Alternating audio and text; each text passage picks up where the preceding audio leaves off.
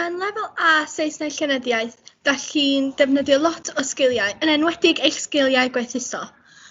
Yn Saesneg, mae yna 3 uned penodol, barddoniaeth, nofel a drama. Efo nofel, da chi'n astudio Jane Eyre. A na I bod yn onest, yn y cychwyn, nes y nofel, do'n i ddim yn licio nofel yma o gwbl. O'n i'n meddwl oedd o'n really diflas. Wrth i amser mynd ymlaen, nes I dechrau licio nofel yma lot a lot. A wan dwi fatha really invested ynddo fo a dwi really lyfio astudio fo a mynd trwyddo fo yn dosbarth a darllen o ar ben fy hun.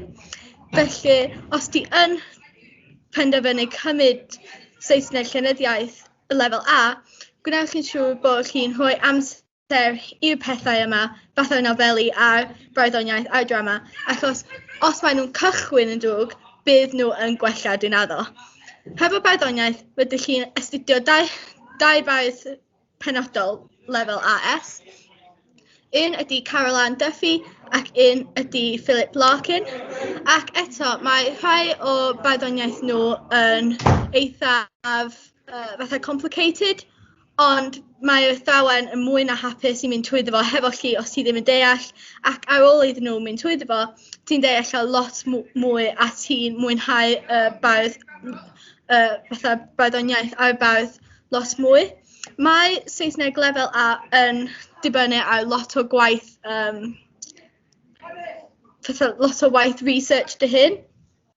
So, byddwch yn ymwybodol o hynny cyn chi fynd I fewn iddo fo.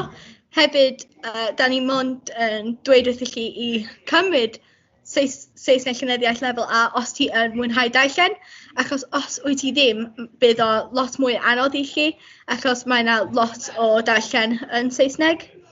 Ac darn olaf o Saesneg ydy drama. Yr un da ni'n neud ydy A Streetcar Named Desire, a na I ddim dweud lot am y drama yma achos dwi ddim eisiau spoilio fo, ond dwi'n addo bydd o'n drama byddwch chi'n mwynhau.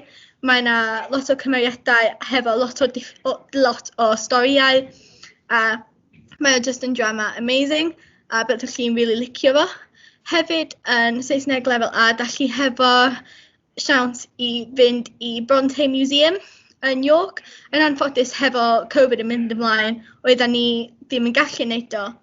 Ond dwi'n siŵr wrth I chi dod I fyny I neud o, bydd hynna'n siawns bydd chi yn gallu cymryd.